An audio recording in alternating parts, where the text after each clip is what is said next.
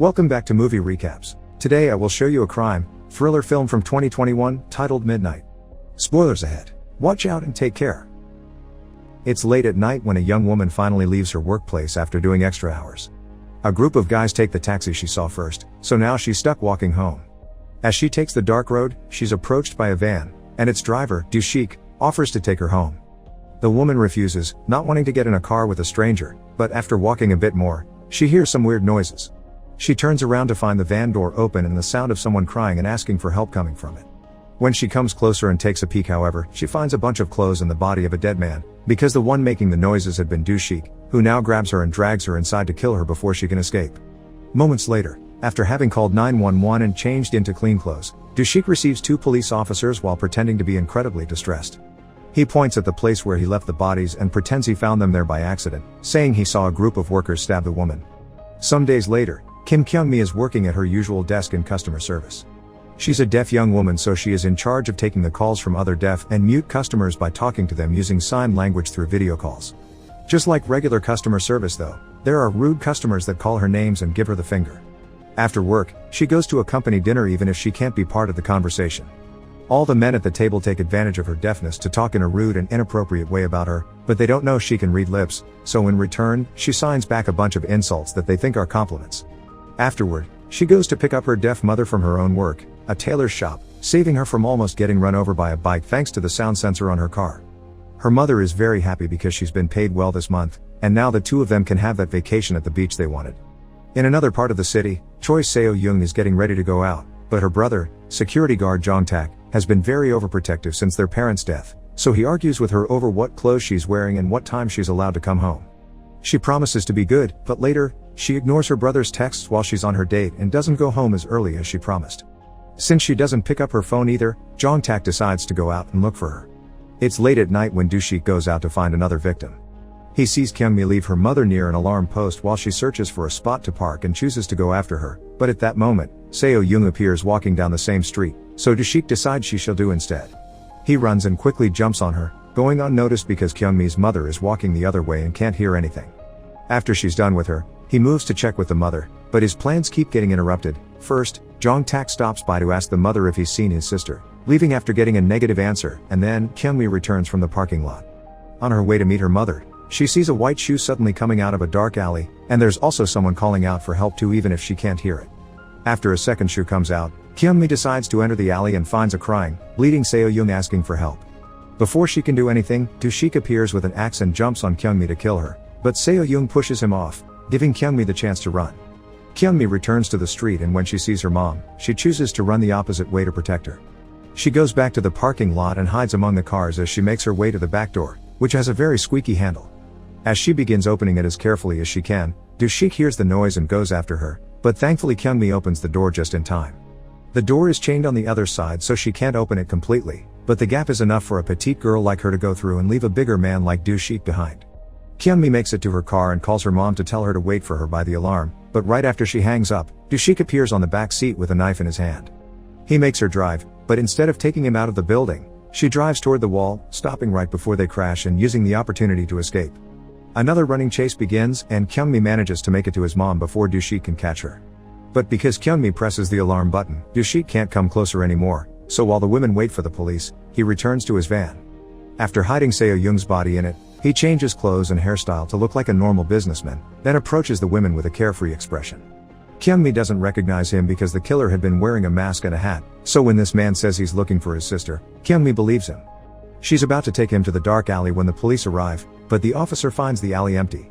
Kyung-mi requests to see the security cameras, but the guard at the parking lot shows them they've been turned off by kids that hang there to smoke. The three of them are taken to the station so they can make a proper report. In the elevator, Dushik keeps looking at the weapons in his bag before glancing at the women, and this is noticed by Kyung-mi's mother, who thinks he doesn't look very sad anymore. To keep up his cover, he retrieves a black phone from his bag and tells them he's relieved to have received a text from his sister, which means the body wasn't hers.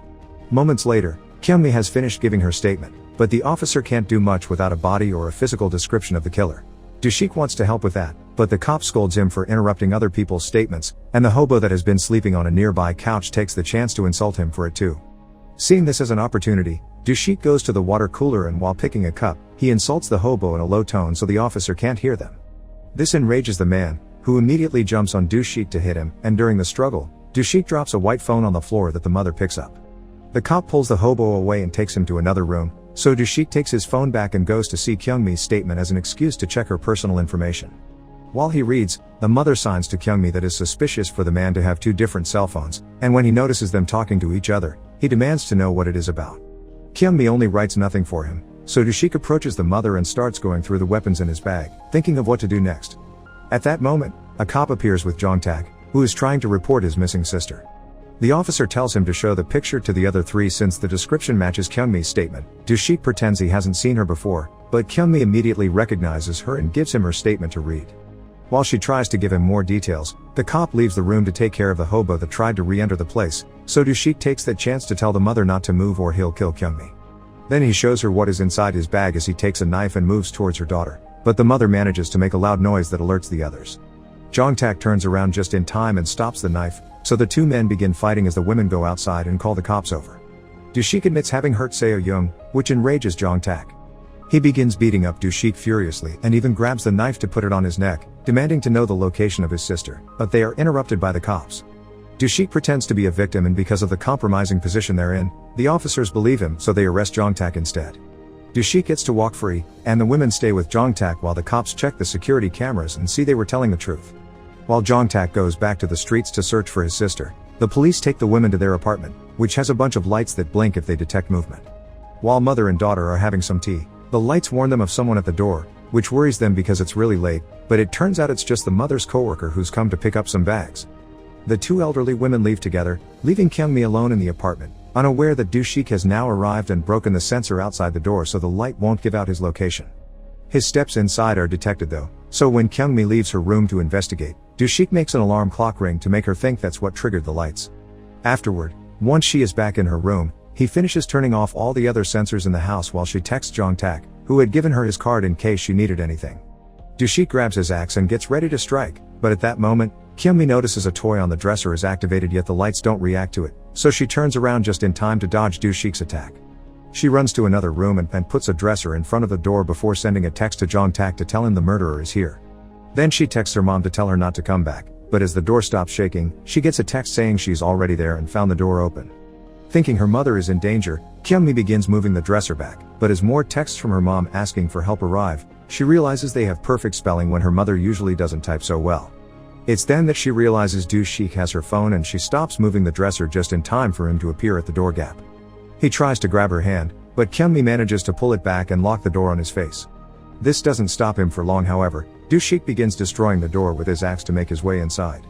Not having another way out, Kyungmi jumps off the window, but Du-Shik grabs her by hair as she falls. She struggles against the hold and manages to make him let go, causing her to fall safely on a pile of trash. Kyungmi begins running again and Du-Shik goes after her. Soon Jong-tak finds them and joins the chase too. After running through dozens of blocks, Du-Shik corners Kyungmi in a closed area, and he's about to attack when Jong-tak arrives. To stop him from hitting him, Du-Shik puts his own knife against his neck and threatens to kill himself, which means Jong-tak would never know where his sister is. With Jong-tak frozen in place, Du-Shik sends a text to his phone with Seo-young's location and makes him choose between the two girls. Jong-tak apologizes to Kyungmi and runs away in search of Seo-young at the address he was given, Kyungmi's house. Obviously, Du-Shik lied and the place is empty, and Jong-tak only comes across the mother when she comes back. Meanwhile, Kyungmi tries to use a chair from the trash to defend herself, but Du-Shik takes it from her and uses it to pin her to the ground. While he uses the phone to talk to Jong-tak and call him a bad person for having left her there, Kyungmi grabs some dirt and throws it at Du-Shik's face to use the distraction to push him off her and start running again. When she reaches the street where his van is, he sees the door open and Seo-young coming out of it, asking for help with a knife in her hand. As the mother and Jong-tak reach the closed area and find it empty, the two girls hide in an alley, right behind a trash container. Kyungmi wants Seo-young to call 911, but she refuses because she can hear Du-Shik nearby, who has discovered there is no body in the van, so Kyungmi decides on a plan. She writes on her phone a message to Seo-young, telling her to call her brother because he's nearby, before giving it to her and grabbing the knife in return. While Du-Shik is turned around, she leaves the alley and hides, only coming out again when the murderer is about to find Seo-young. She makes a weird noise with her mouth and shakes a nearby metal shutter, and once he has Du-Shik's attention, she puts the knife against her neck, threatening to kill herself and robbing him of the pleasure. Du-Shik goes after her, and after pressing the alarm on the pole once more, Kyungmi begins running, restarting the chase around town while Seo-young calls her brother to ask for help. He and the mother go to rescue her with an ambulance, and Seo Young lets them know the direction Kyungmi has run toward to save her. This time, Kyungmi runs towards downtown, hoping to have more people around will make it harder to be caught. She crosses the busy street with lots of difficulties since she can't hear the cars, but after a few dangerous moments, she manages to reach the other side and go into a commercial area. She tries asking people for help, but since she can't talk, they ignore her. Dushik is coming closer, so she has no other choice but to take out the knife to defend herself, making everyone step back in a circle around them. A man in the crowd tries to call the police, but Dushik stops him by saying that's her sister who has issues and the cops would scare her into hurting herself. Kyungmi uses this moment as a distraction to run away. A moment later, however, the police find her and take her back to Dushik. Believing the sister's story, they also give the knife back to him. Once they're gone, Kyungmi starts crying, and with the few sounds she manages to make, she begs her not to kill him because she still has so much left to do. Not wanting to do this in front of people, Dushik takes her to a nearby ally, and after telling her she almost convinced her but it wasn't enough, he gets ready to stab her. Thankfully, Jong Tak arrives then and stops him just in time. The two men begin fighting, and Jong Tak manages to grab Dushik with a hold around his neck to choke him. He lets go once he passes out and goes to check on Kyungmi, letting her know that Seo Young is safe at the hospital and her mom is nearby. He's suddenly interrupted by Dushik, who only pretended to pass out and is now hitting Jong Tak with empty bottles and various other pieces of trash. Kyungmi gets him to stop by picking up the knife, so Dushik decides to leave the alley and go after the mother instead. He finds her in the middle of the commercial area and approaches her, asking her to follow him into a dark alley, but at that moment Kyungmi sees them and comes after him with her knife in hand. Dushik makes fun of her because she's failed to stab him and only managed to hurt his hand instead. However, that's part of the plan. She's put the knife in his hands and stabbed herself, making it look as if it was him. The crowd steps back, effectively believing the trick and not listening to him when he says it wasn't him. The police arrive then and shoot at the air as a warning, but Dushik won't stop moving, so they shoot him on the body a couple of times. This is still not enough, especially because Kyungmi provokes Dushik by giving him the finger, but when Dushik is about to try again, Seo Young arrives and tackles him to the ground where he finally dies. Many days later, Kyungmi and her mother go to the beach to have the vacation they dreamed of. Seo Young and Jong Tak join them as well, and after showing them how they've been learning some sign language, the four of them take a picture together. Make sure to subscribe and turn on notifications so you can watch more videos like this. Thanks for watching.